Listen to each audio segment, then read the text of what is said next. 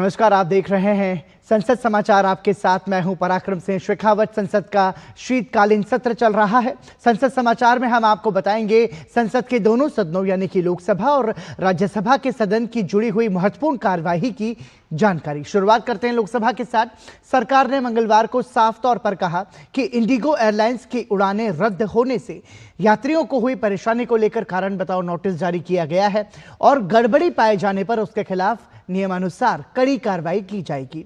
नागर विमानन मंत्री राममोहन नायडू ने इंडिगो एयरलाइंस के परिचालन में व्यवधान पर लोकसभा में कहा कि नागरिक उड्डयन में सुरक्षा में किसी तरह का समझौता नहीं किया जा सकता है।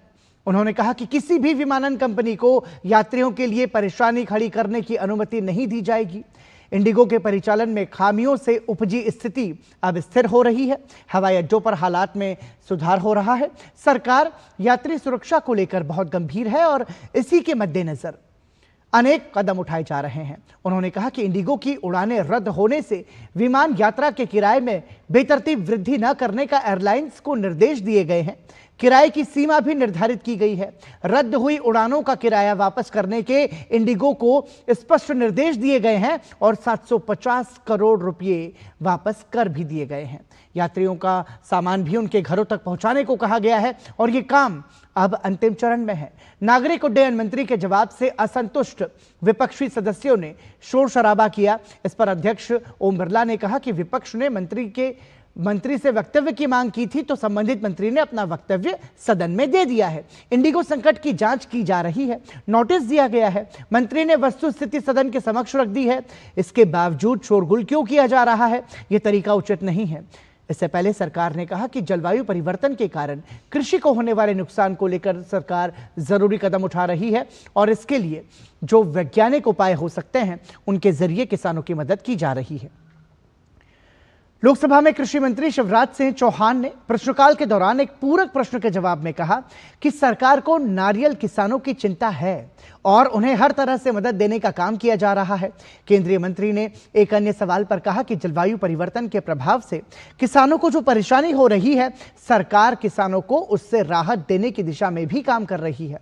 सरकार ने कहा है कि देश में वामपंथी उग्रवाद को खत्म करने की नीति के तहत बड़ी संख्या में प्रतिवाद करने वाले उग्रवादियों की मुठभेड़ में मौत हो गई है और हजारों को गिरफ्तार किया गया है।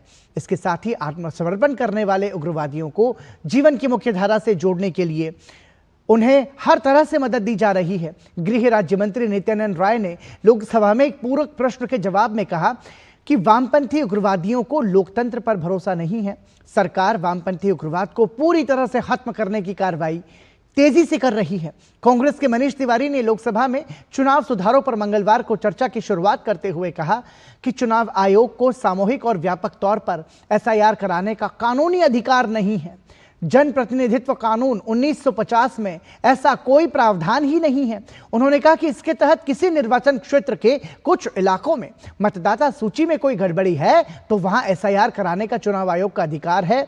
आयोग अधिक से अधिक पूरे एक निर्वाचन क्षेत्र में एसआईआर करा सकता है, लेकिन पूरे राज्य या कई राज्यों में एक साथ एसआईआर नहीं कराया जा सकता। कांग्रेस नेता ने कहा कि चुनाव आयोग में आयुक्त नियुक्त करने की प्रक्रिया में सुधार होना चाहिए और चयन समिति में प्रधानमंत्री, एक नामित मंत्री और लोकसभा में विपक्ष के नेता के अलावा राज्यसभा में विपक्ष के नेता तथा उच्चतम न्यायालय के मुख्य न्यायाधीश को शामिल किया जाना चाहिए। इससे संतुलन बना रहेगा और चुनाव आयुक्त की नियुक्ति निष्पक्ष और पारदर्शी तरीके से हो सकेगी।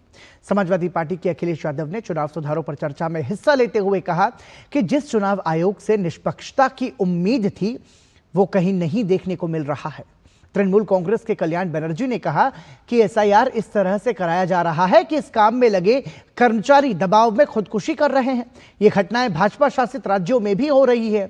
द्रविड़ मुनेत्र कषगम के दयानिधि मारन ने कहा कि चुनाव आयोग को तटस्थ होना चाहिए, लेकिन भाजपा के सत्ता में आने के बाद लोगों की चुनाव आयोग पर विश्वास जो है वो लोगों का कम हुआ है। भारतीय जनता पार्टी के डॉक्टर संजय जायसवाल ने कहा कि विपक्ष को बिहार विधानसभा चुनावों में मिली हार पर आत्मचिंतन करना चाहिए। विपक्ष अपनी कमजोरियों को कभी नहीं देखेगा और चुनाव जीतने वाले दल पर तरह तरह के आरोप लगाता रहेगा। तेलुगु देशम पार्टी के लावू श्रीकृष्ण देवरायलू ने कहा कि वो दूसरी बार ही लोकसभा के लिए चुनकर आए हैं, जबकि सदन में बहुत अनुभवी सदस्य हैं, लेकिन उन्होंने अपने चुनाव के दौरान देखा है कि उनके संसदीय क्षेत्र में बड़ी संख्या में दोनों बार लोगों ने मतदान किया है, सब कुछ ठीक चलता रहा है और चुनाव बेहतर ढंग से हुए हैं तो उन्हें लगता है कि चुनाव पारदर्शी होते हैं और सबको मौका मिलता है। जनता दल यू के नेता तथा पंचायती राज मंत्री राजीव रंजन सिंह ने कहा कि उनकी सरकार किसी संवैधानिक संस्था के कार्यकलाप में हस्तक्षेप नहीं करती है। एसआईआर का काम चुनाव आयोग का है। आयोग के काम में सरकार का कोई लेना देना नहीं है। चुनाव आयोग स्वतंत्र रूप से अपना काम करता है और सरकार उसके काम में किसी तरह से हस्तक्षेप नहीं करती है। विधि एवं न्याय राज्य मंत्री अर्जुन राम मेघवाल ने कहा कि चुनाव में एक मतदाता का एक वोट होता है और यही लोकतंत्र की ताकत है। मतदाता सूची सही हो और कोई अपात्र व्यक्ति इसमें शामिल नहीं हो, यह काम चुनाव आयोग को करना ही होता है। पहले भी ऐसा होता रहा है, लेकिन हम करते हैं तो कांग्रेस को दिक्कत होने लगती है और उनकी सरकार यही काम करती है तो सब कुछ ठीक माना जाता है। यह दोहरी नीति है और यह नीति अनुचित है। उन्होंने कहा कि चुनाव आयोग ने प्रथम चुनाव के समय से ही अच्छा काम करना शुरू कर दिया था। उस समय से अब तक चुनाव आयोग इसी प्रक्रिया के तहत देश में चुनाव कराता रहा है और चुनाव निष्पक्ष हो रहे हैं, इसलिए आयोग पर सवाल उठाना ठीक नहीं है। उन्होंने ये भी कहा कि बाबा साहेब अंबेडकर ने कहा था कि चुनाव आयोग स्वायत्त संस्था है और उसकी भूमिका को लेकर सदन में विचार नहीं किया जा सकता, इसलिए एसआईआर पर नहीं अब चुनाव सुधार पर चर्चा कराई जा रही है। उनका कहना था कि स्वतंत्र और निष्पक्ष चुनाव के लिए मतदाता सूची में सुधार आवश्यक है और यही काम चुनाव आयोग एसआईआर के जरिए कर रहा है। तो इसमें कुछ भी गलत नहीं है, ये चुनाव निष्पक्षता के लिए जरूरी है। और ये थी लोकसभा की आज की कार्यवाही से जुड़ी हुई महत्वपूर्ण जानकारियां। और आइए अब आपको बताते हैं संसद के उच्च सदन यानी कि राज्यसभा में आज की कार्यवाही की खास जानकारी। राज्यसभा में आज राष्ट्रगीत वंदे मातरम के 150 वर्ष पूर्ण होने पर चर्चा हुई। चर्चा की शुरुआत करते हुए गृह मंत्री अमित शाह ने दावा किया कि यदि राष्ट्रीय गीत वंदे मातरम के 2 टुकड़े न किए जाते तो देश का विभाजन भी नहीं होता। गृह मंत्री अमित शाह ने उम्मीद जताई कि इस चर्चा के माध्यम से देश के बच्चों, युवाओं और आने वाली पीढ़ियों को यह बात समझ में आएगी कि वंदे मातरम का देश को स्वतंत्रता दिलाने में क्या योगदान रहा है। उन्होंने कहा कि लोकसभा में इस विषय पर कुछ लोगों ने यह प्रश्न उठाया था कि आज वंदे मातरम पर चर्चा क्यों होनी चाहिए। गृह मंत्री अमित शाह ने कहा कि यह अमर कृति भारत माता के प्रति समर्पण, भक्ति और कर्तव्य के भाव जागृत करने वाली कृति है। गृह मंत्री ने कहा कि जिन्हें यह समझ नहीं आ रहा है कि आज इस पर चर्चा क्यों की जा रही है, तो उन्हें अपनी समझ पर नए सिरे से विचार करने की जरूरत है। उन्होंने कहा कि कुछ लोग इस चर्चा को पश्चिम बंगाल में होने जा रहे चुनाव से जोड़कर देख रहे हैं। उन्होंने कहा कि ऐसे लोग राष्ट्रीय गीत के महिमा मंडन को बंगाल चुनाव से जोड़कर कम करने का प्रयास कर रहे हैं। उन्होंने कहा कि जब वंदे मातरम की 1937 में स्वर्ण जयंती हुई तो जवाहरलाल नेहरू ने उसके 2 टुकड़े कर उसे 2 अंतरों तक सीमित करने का काम किया। उन्होंने कहा कि इसी समय तुष्टीकरण की शुरुआत हुई, जिसकी परिणति बाद में जाकर देश के विभाजन के रूप में हुई। अमित शाह ने कहा कि मेरे जैसे कई लोगों का मानना है, भले ही ये बात कांग्रेस को पसंद आए या नहीं आए, वंदे मातरम के 2 टुकड़े तुष्टीकरण की नीति के तहत नहीं किए जाते तो देश का बंटवारा नहीं होता, देश आज पूरा होता। उन्होंने कहा कि वंदे मातरम लिखे जाने के जब 100 वर्ष पूरे हुए तो उस समय देश में आपातकाल लगा दिया गया था और इसे बोलने वालों को तत्कालीन प्रधानमंत्री इंदिरा गांधी ने जेल में डाल दिया था। उन्होंने राष्ट्रीय गीत के 150 वर्ष पूर्ण होने के अवसर पर सरकार द्वारा देश भर में किए जाने वाले विभिन्न आयोजनों और कार्यक्रमों के बारे में सदन को जानकारी दी। वंदे मातरम पर चर्चा शुरू होने से पहले राज्यसभा के सभापति सीपी राधाकृष्णन ने राष्ट्रीय गीत को मातृभूमि के प्रति प्रेम की भावना से देश को जोड़ने वाला अमर स्तुति गीत बताते हुए सभी से एकता और राष्ट्रीय सेवा का संकल्प लेने का आह्वान किया। चर्चा में भाग लेते हुए नेता प्रतिपक्ष मल्लिकार्जुन खड़गे ने प्रधानमंत्री नरेंद्र मोदी समेत भाजपा नेताओं पर जवाहरलाल नेहरू को अपमान करने का आरोप लगाया और कहा कि वंदे मातरम के पहले 2 अंतरों को राष्ट्रीय गीत के रूप में अपनाने का निर्णय केवल नेहरू का नहीं था, बल्कि ये निर्णय महात्मा गांधी, रविंद्रनाथ टैगोर और अन्य नेताओं की सहमति से लिया गया था। मल्लिकार्जुन खड़गे ने कहा कि कांग्रेस नेता हमेशा से वंदे मातरम का उद्घोष करते रहे हैं।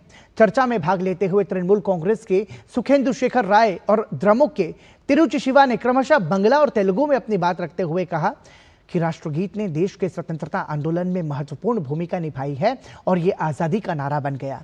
चर्चा में भाग लेते हुए पूर्व प्रधानमंत्री एवं जनता दल एस के प्रमुख एच डी देवेगौड़ा ने कहा कि वंदे मातरम ऐसा गीत है जिसने भारतीय की कई पीढ़ियों को प्रेरित किया है। उन्होंने कहा कि बंकिम चंद्र चटर्जी ने इसे भले ही बंगला में लिखा था, किंतु इसमें इतने संस्कृत शब्द हैं कि इसे देश के अन्य भागों में आसानी से अपना लिया गया। चर्चा में आम आदमी पार्टी के संजय सिंह, राष्ट्रीय जनता दल के मनोज कुमार झा, अन्ना द्रमुक के एम थम्मीदुरई, मनोनीत मीनाक्षी जैन, वाईएसआर कांग्रेस के येरेम वेंकट सुब्बा रेड्डी, बीजेपी के मुजीबुल्ला खान ने भाग लेते हुए कहा कि वंदे मातरम ऐसा गीत है जो आज भी देश के लोगों के भीतर राष्ट्रभक्ति की प्रेरणा देता है। राष्ट्रवादी कांग्रेस पार्टी के प्रफुल्ल पटेल, माकपा के डॉक्टर वी शिवदासान, जदयू के संजय कुमार झा, समाजवादी पार्टी के रामजीलाल सुमन, राजद के एडी सिंह, JNKNP के चौधरी मोहम्मद रमजान, शिवसेना के मिलिंद मुरली देवरा ने भी चर्चा में भाग लिया। ये समीक्षा लिखे जाते समय तक उच्च सदन में चर्चा जारी थी। इससे पहले सदन की बैठक शुरू होने पर शून्यकाल में भारतीय जनता पार्टी के संजय सेठ ने गंभीर जानलेवा या लाइलाज बीमारियों के इलाज पर आने वाला खर्च उठाना आम भाजपा के ही मतलब उन्होंने कहा कि आम आदमी के लिए खर्च उठाना थोड़ा मुश्किल है। साथ ही भाजपा के ही घनश्याम तिवारी ने राजस्थान की सीमा से मादक पदार्थों की तस्करी का मुद्दा उठाया। उन्होंने मांग की कि सीमा पर सुरक्षा और कड़ी की जाए, वहां रोशनी की समुचित व्यवस्था हो और आवश्यक अवसंरचना तैयार की जाए। जम्मू कश्मीर के नेशनल कॉन्फ्रेंस के सदस्य सज्जाद अहमद किचलू ने आरोप लगाया कि जम्मू और कश्मीर में जल विद्युत परियोजना डेवलपर स्थानीय लोगों को रोजगार नहीं देकर अपने समझौतों का उल्लंघन कर रहे हैं। बीजू जनता दल के सस्मित पात्रा ने ओडिशा के गंजाम जिले में रांगे लुंडा हवाई पट्टी को पूर्ण विकसित ब्रह्मपुर हवाई अड्डे में बदलने की मांग की।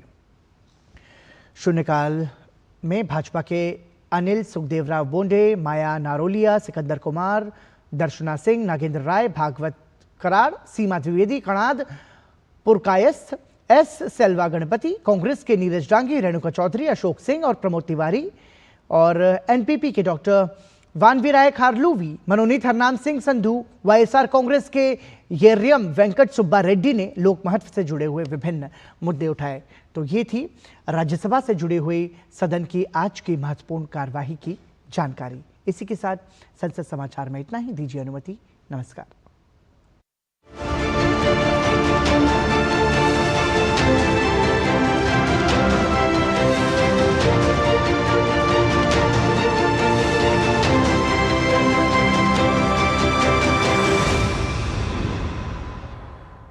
जल्दी में और चांदनी हो